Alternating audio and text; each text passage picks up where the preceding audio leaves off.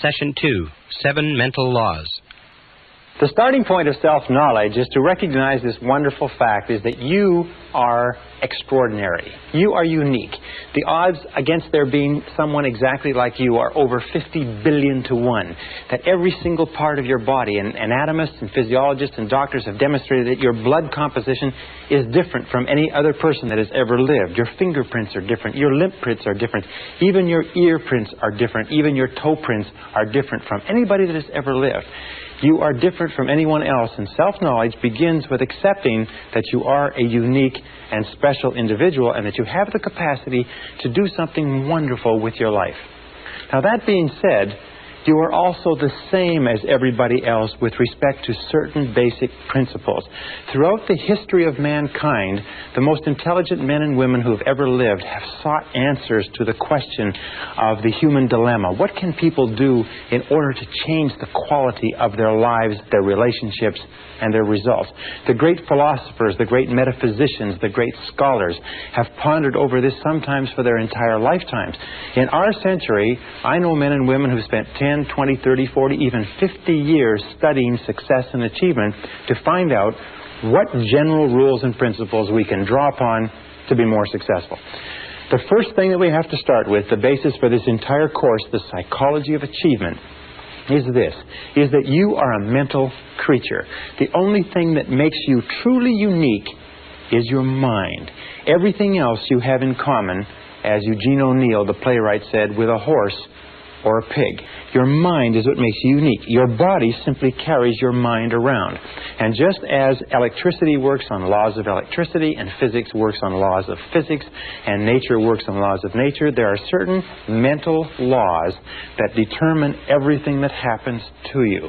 And these mental laws are as inexorable as the laws of gravity. They work 100% of the time.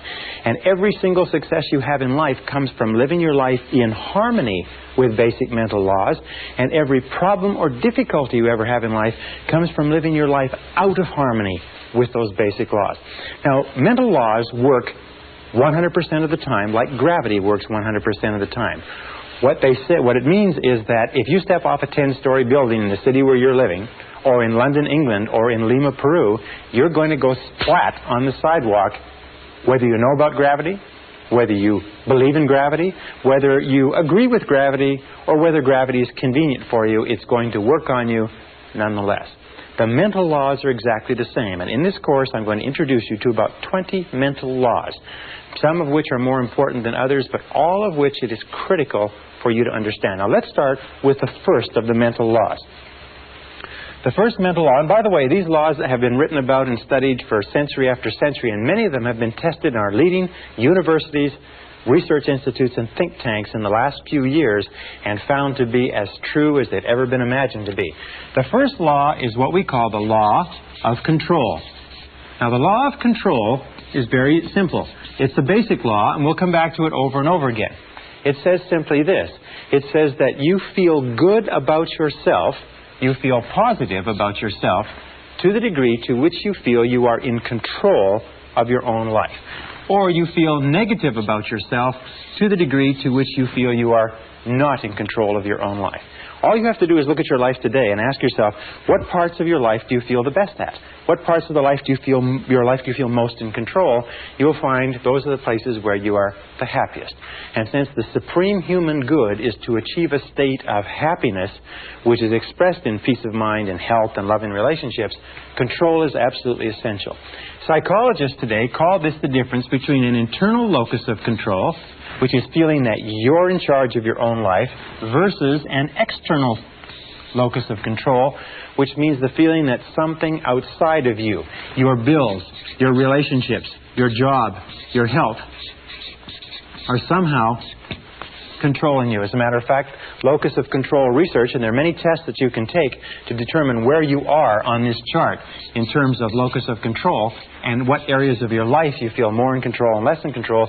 People with a very high internal locus of control are high achievers, they are more successful, they're more self-determined, they're happier. And many of the things we're trying to do in this course is to give you a far greater sense of control, of being in charge of every aspect of your life. Now, control begins with, first of all, your thoughts. interestingly enough, your thoughts, what you think about things and how you think, determines your values. It determines what is going on inside you. Once they are stored away, your thoughts determine your feelings. It's how you think about something that determines your feelings, whether you are happy or unhappy, whether you are scared or confident. Your feelings then determine your actions. So we start off with the law of control, saying that the key to success is to feel that you are the master of your own destiny, that you're behind the steering wheel of your own life. You're in charge of your life by taking full and complete control over your thoughts.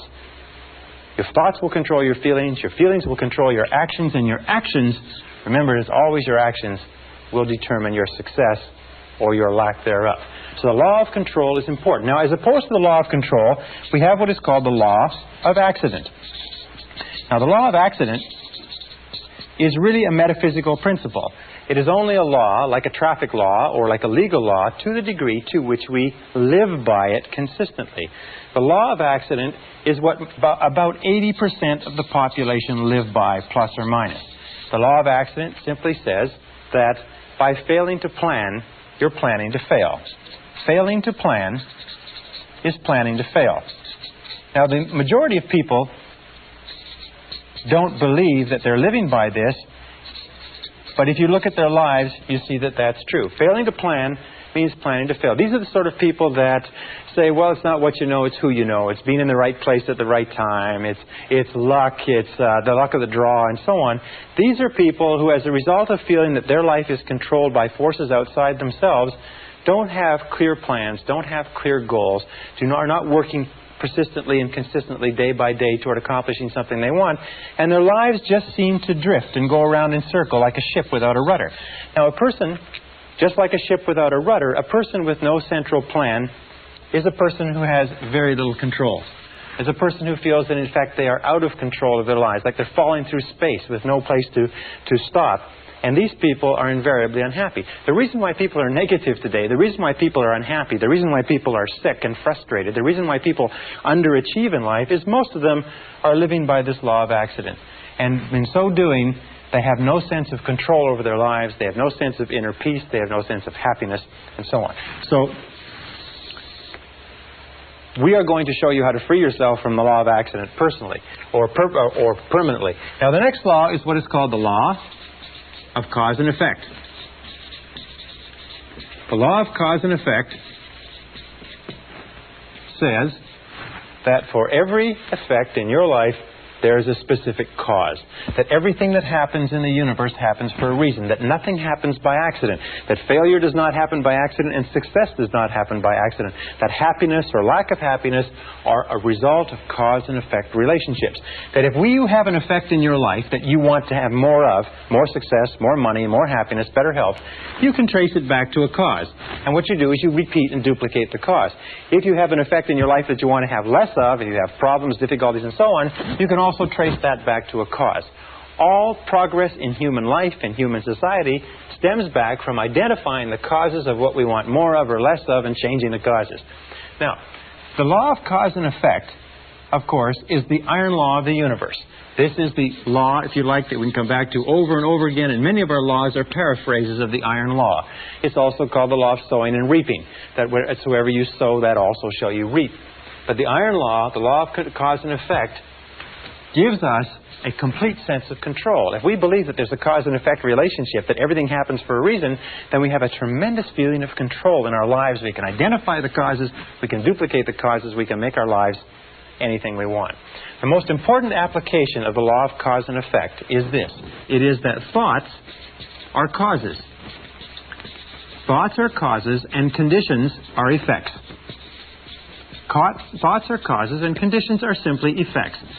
The starting point of everything is your thoughts about something. It's your thoughts about a job, your thoughts about a relationship, your thoughts about your health, your thoughts about your future. Your thoughts become causative agents. The conditions become the effects. That if you wish to change any of the conditions of your life, you have to change the thoughts that precede those conditions. You have to change what is going on in your mind. Now, wonderfully enough, there's only one thing in the whole universe over which you have complete control, and that is your thoughts. So if you take full and complete control over your thoughts and keep your thoughts on what it is you want, make them positive causes, the conditions or effects will take care of themselves with the inexorability of a law of nature.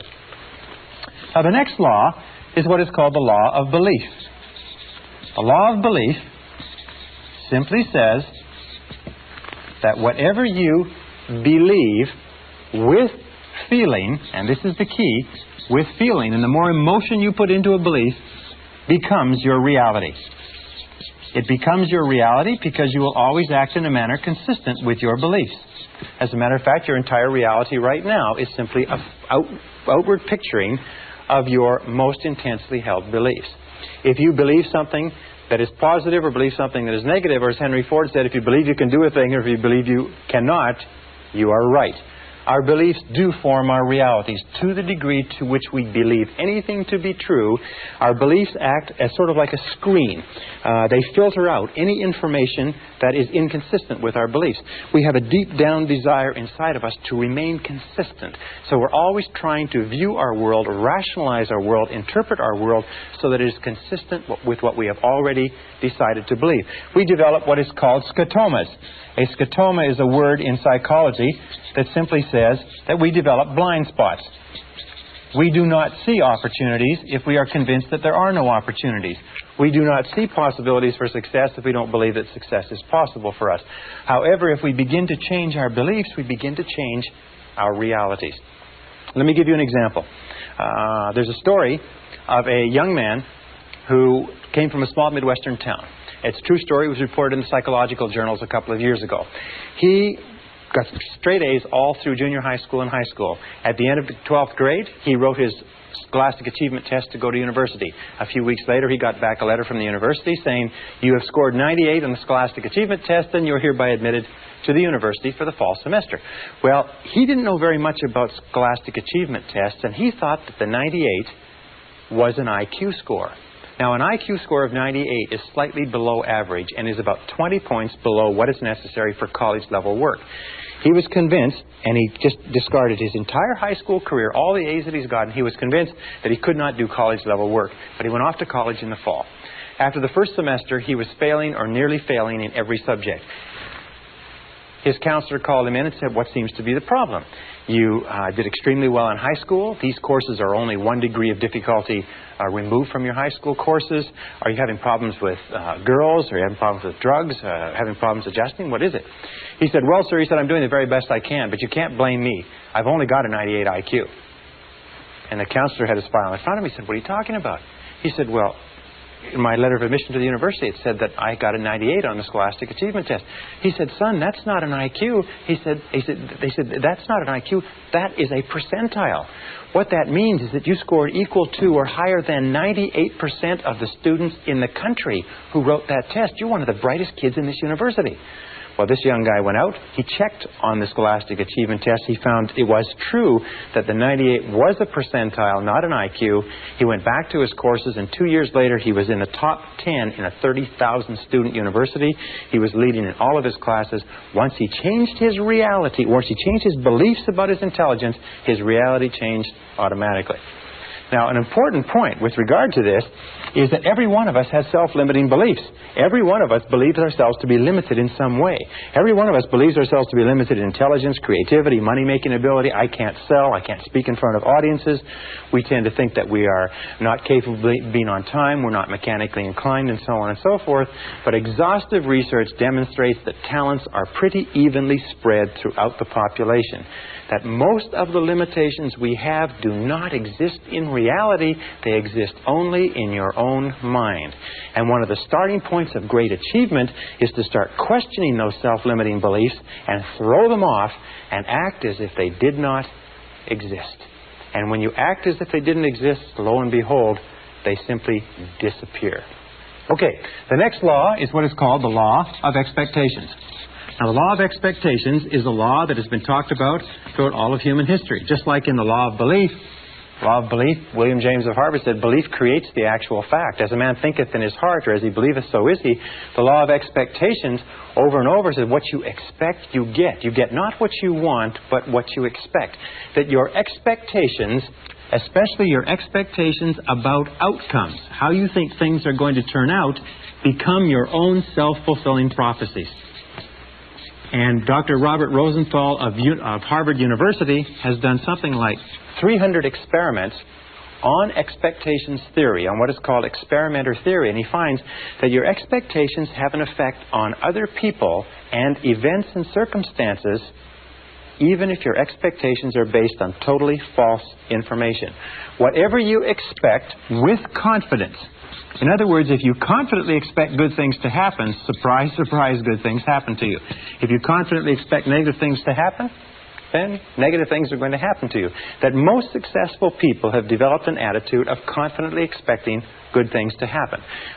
It's called the attitude of positive self-expectancy. It is the attitude of the winner. The winner looks for good things to happen. The winner expects to win in advance, and lo and behold, whatever you expect with confidence tends to come true, even if the information upon which your expectations is based is totally false. Now, let me give you an example of expectations. Some years ago, Dr. Rosenthal, after conducting a variety of different experiments, came to the conclusion that the expectations that teachers had of students was having a tremendous effect on their ability to learn and their grade level averages. So he put together a series of experiments, and then one major experiment which was tremendous. He went to the San Francisco Bay Area, and at the beginning of the school year, he had the principal call in 3 teachers. The 3 teachers were told that by the principal, as a result of teaching excellence, they had been singled out as the 3 best teachers in the school, and that they were going to be given 30 students each of the brightest students in the school identified by IQ tests at the end of the last semester. They would be able to teach these students for the entire year, and it was estimated by experts that these students would jump in scholastic achievement an average of 20 to 30% over the course of that school year. Now, the teachers were told that one of the conditions was that they mustn't tell the teachers, they mustn't tell the students, and they mustn't tell their parents. They must continue to teach the same way, and classes were carefully monitored to make sure that they taught the same way they taught before, but only they would know that they had been given 30 bright students each to teach for the whole year. The teachers were delighted. The teachers went out. They were excited about this. They worked hard with those students. They spent time after school with them. They got really, really involved in teaching more than they ever had before. And at the end of the school year, lo and behold, those 3 classes led not only the school, but the entire school district in academic accomplishment. At the end of the year, they called the 3 teachers in. They sat them down and they said, well, you've had a good year. And they said, yes, well, it was great. Those kids were so bright. They were so eager to learn. They said, well, maybe we should tell you the truth, that this was an experiment. And the fact is that the beginning of the school year, we selected the names of 90 children by lottery from the school population at large and assigned them to your class. We didn't even know what their IQs were. They said, well, that's remarkable. Well, how could it have happened that they did so well? And then they looked at each other and said, well, of course, it's because we are the 3 most excellent teachers in this school. They said, well, the other side of it was simply this, is at the beginning of the school year, we put all the teachers' names in a hat, and yours were the first 3 names that were drawn. So this is what is called a double-blind experiment. They held constant for everything but expectations. Now, the expectations on the teachers were explicit. We believe that you are excellent teachers. The expectations of the teachers on the students were implicit. They were never spoken. The teachers just treated those students as though they were really intelligent, and the students bloomed and blossomed. And in one of the classes, a student from beginning of the year to the end of the year jumped 25 IQ points. In a subsequent experiment, a student jumped as much as 27 IQ points, which is to prove that high expectations teachers bring out intelligence in students that is completely unheard of. Marva Collins, the famous teacher in the Chicago inner city, has found that if you treat students as though they're intelligent and talk to them and work with them as though they are really bright, they will absolutely astonish you in terms of academic accomplishment. All right, this brings us to the critical role of expectations in your life. First part of expectations in your life, number 1, and where expectations affect you. Expectations of your parents. We have found that we have a tendency as adults to try to live up to or down to the expectation of our parents all our lives. If our parents were strong and supportive and loving and kind and encouraging and really believed in us, all our lives we will strive unconsciously to live a life consistent with those expectations. If our parents were critical and condemnatory and bitched and complained and griped about our grades and so on and so forth, we will find that all of our life we'll have a tendency to hold ourselves back. So be alert to that. What were the expectations of your parents? Were they positive? Were they negative? Were they boosting or were they discouraging? And how much are they affecting you today? Second area of expectations is the expectations of your boss. In all of our studies, we have found, especially in the studies on excellence in organizations, we have found that high expectations, bosses have high-performance work environments. Now, if you work for a boss who's negative, critical, and condemnatory, if you work for a boss that has negative expectations or a negative attitude, chances are your performance will be at the very lowest. As a matter of fact, if you look at the course of your working career, you'll find that the times of your life that you've enjoyed the most is working under a boss that has high positive expectations of you and your ability. Isn't that correct? The third area of expectations is the expectations you have of others, especially of your children, especially of your spouse or your mate, especially of your subordinates or the people who look up to you. You see, we are profoundly affected by the opinions of anybody we respect, by the attitudes toward us of anybody we respect. And if you have high positive expectations of the people around you, especially your children, they will rise to fulfill those expectations. So the basic rule with regard to this is always expect good things of other people. In word and deed, tell them continually, I believe in you. And number 4 area of expectations is the expectations you have of yourself. In the final analysis, these are the most powerful. If you have high positive expectations of yourself, you'll be astonished at what it will mean to your life. Always expect the best. Always expect the best. And here's a little exercise which I learned from one of my graduates, one of our live seminars. He found that by starting off every day with this simple little exercise and saying to himself, I believe something wonderful is going to happen to me today. I believe something wonderful is going to happen to me today. I believe something wonderful is going to happen to me today. That this little exercise changed his whole attitude. That he went through the whole day with the attitude of somebody with a confident self-expectancy. That everything that happened during the course of the day, he thought, maybe this is something wonderful that's going to happen to me. And you know that if you will do this, if you will say before you go to sleep, I believe something wonderful is going to happen to me tomorrow. And if you'll say when you get up in the morning, I believe something wonderful is going to happen to me today. And if all day long you say, I believe something wonderful is going to happen to me, you'll find that as you go to sleep the next night, and try this today, it's a very powerful exercise. It sounds a little bit corny, but it's a very powerful exercise. If you'll try it, you'll find that when you go to sleep, you will not be able to think of all the wonderful things that happen to you. You'll just be surprised that your parking spaces will open up and friends will call and you'll get checks in the mail. Just your life will be a series of really positive, happy experiences. So always expect the best. I believe something wonderful is going to happen to me today, and by the inexorability of a law of nature, it's going to happen to you. I can assure you it's happened to thousands and thousands and thousands of our graduates who will literally astonish you the effect of this corny little exercise. All right, the next law is what is called the law of attraction. Now, the law of attraction simply says that you are a living magnet. You are a living magnet. And that you inevitably attract into your life the people and circumstances that are in harmony with your dominant thoughts. In the universe, we know that all of energy is in a state of vibration. That everything is vibrating. Even this board is vibrating. Your skin is vibrating. Every substance is vibrating because of its molecular structure. And we also know there's a law of radiation. That everything is vibrating outward. The process of entropy. And we find that whatever you are thinking, your thoughts are also a form of energy that is vibrating and radiating out from you and that travels at the speed of light so that you can affect people and circumstances at great distances. Have you ever had an experience where you're thinking about somebody and the telephone rings and it's them? Have you ever had an experience where you phone somebody else and they say, we were just talking about you? It just leaps into your mind? Have you ever had an experience when you're in tune with your husband or wife and you think, you know, I'd like to go out to dinner at such and such a place tonight, and you call home and they will say, why don't we go out to dinner at such and such a place? These are all examples of this law of attraction. The law of attraction is considered by many to be one of the most important laws of human existence. In this, you will always attract to yourself, positive or negative, people and circumstances that harmonize with your dominant thoughts. That whatever you're thinking on a continuing basis, you're attracting into your life. You're drawing it into your life like a magnet. That's why it's so important that you keep your thoughts on what you want, keep your thoughts on what you desire, and keep your thoughts off of what you don't want. And by the way, as you advance and develop and become more proficient and more sharp with these methods, the law of attraction will work faster for you and with greater accuracy. So be careful. Use it right. The last law we'll talk about in this session is called the law of correspondence. The law of correspondence is a law that says, and it's quoted by Jesus, as within, so without. As within, so without. And what it simply means is this. It means that your outer world is a mirror.